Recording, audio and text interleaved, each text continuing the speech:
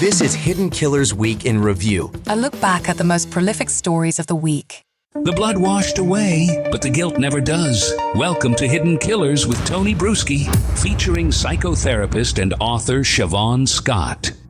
Let's talk a little bit more about Jen Soto and what the parents thought of her, because I felt like they were, the parents of Stephan, I don't want to say they were excusing their son's behavior, but they seem to have a lot of, well, she's in on this too type attitude. And kind of, in some cases, literally making some excuses for their son of, well, because of this, this is what's going on, that he's the fall guy. I think they said in there, saying, quote, he's feeling remorse over the inappropriate relationship. He's falling on the sword for Jen. That's a weird statement to make. It's like admitting and accepting that your son is probably raping a child, but then somehow turning that around, like, oh, he's taking the fall for it. He should take the fall for it. Yeah, he's the one who did it. That I found bizarre. Yeah, a little bit of a defense mechanism, I think, kicking in for them. Mom said at one point also, and I think, again, you hear this from parents, oh, well, he is very intelligent. I don't think anybody can say he's really intelligent. He's never been really intelligent, but what he is manipulative. Mm-hmm. And often parents feel better. Well, he's genetically our offspring. We're having trouble accepting this full picture about how bad he is. What did you glean from the parents at all on how they raised him? I found it interesting how quickly they were to throw him under the bus along with Jen, which I say bravo. I mean, they're calling a spade, and they're not. I mean, there was, like I said, we just talked about some little inconsistencies there, but for the most part, they were just like, he's kind of a loser. It's like he locks himself in his room all the time. He has no motivation. If he's short on funds, we have to send him money. But he keeps ordering stuff. They really just let him, the police have it. Like, yeah, he's a piece of shit.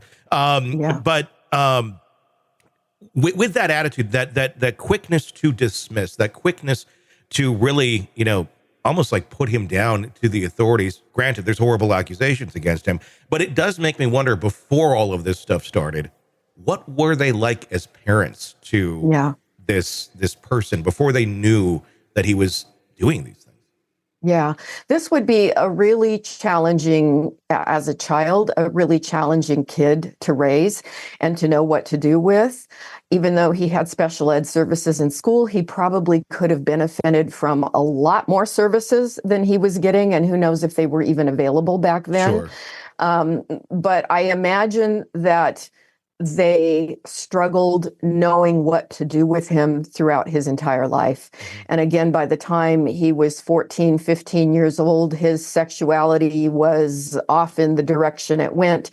And there was probably not a lot they could do. And then as an adult, of course, he wasn't functional. Mm-hmm. And so they kept giving him money, which probably was not helping, the situation, just to let him continue to live this really aberrant lifestyle. So I had some empathy for them, because I imagine that they were pulling their hair out when he was 10, 11, 12, 15 years old, and just didn't have resources to know, how do we handle him? Yeah, I mean, they seem like a very pragmatic couple in the way that they talk about things and handle things, but then had a child that was anything but, just in his own world. And I think we see this quite a bit in society, where there's one of the kids, or the only kid, that, is just not, it's not like either parent in any way, shape, or form, and not like the rest of society. And you're like, what the hell do I do here? I mean, how do you parent something or someone like that when that's, that's the cards you've been dealt? Yeah, it's really hard. And again, different communities have different levels of resources.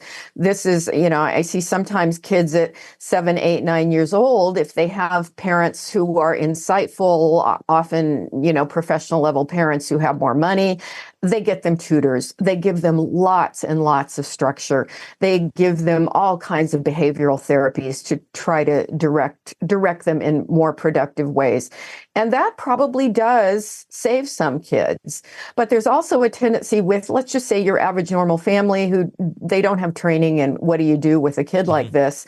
They get so used to it. In some ways, they kind of minimize it and they just keep their fingers crossed. Oh, he's going to grow out of it. Eventually, there'll be something that happens that turns him into a fairly normal person. And they're hopeful, which we like to be hopeful about, people.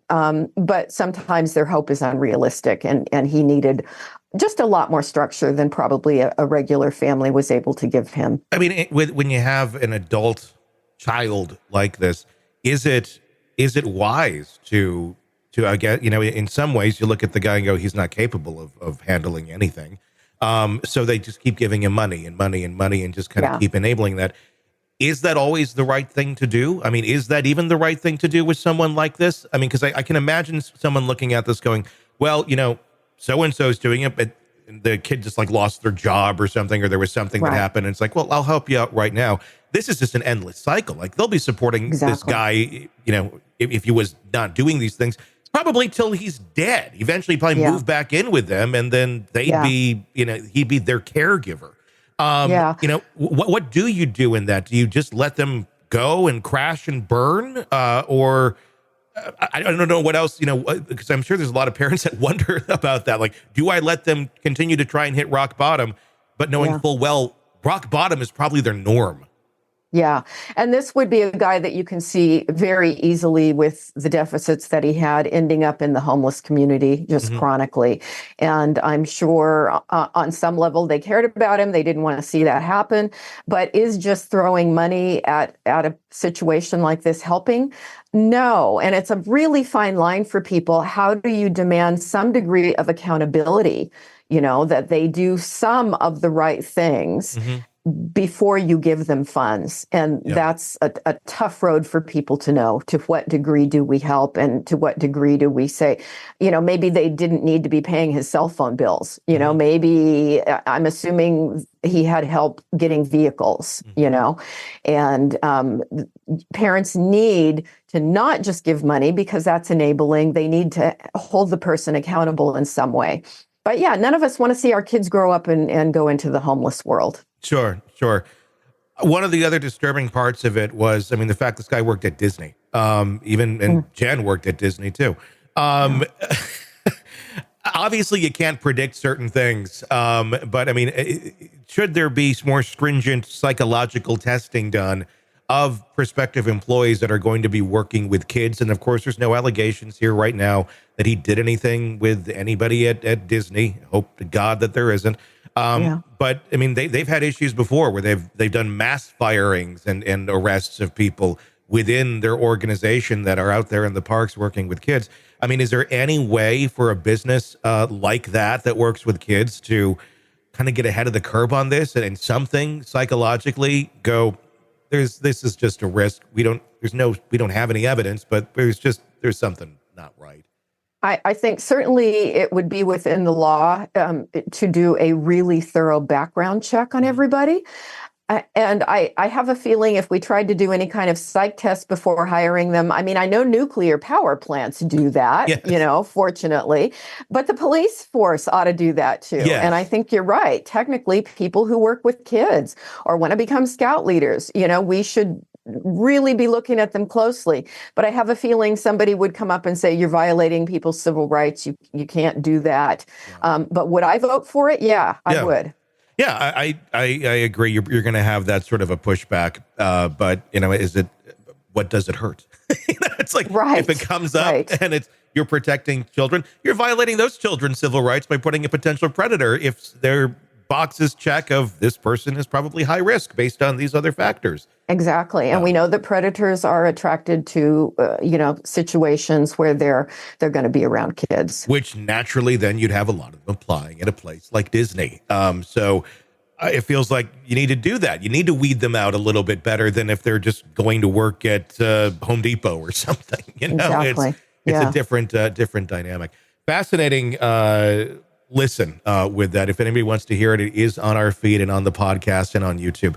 The interview with Stephan Stern's parents. You're in the thick of a true crime saga, every detail sinking in, and then, wham, a commercial about something you couldn't care less about. It's like being served a microwaved dinner at a 5-star restaurant. But it doesn't have to be this way. Go for True Crime Today Premium Plus on Apple Podcasts. With True Crime Today Premium Plus, you get uninterrupted, ad-free episodes, extended interviews that dig even deeper into the muck, and early access so you can brag to your friends.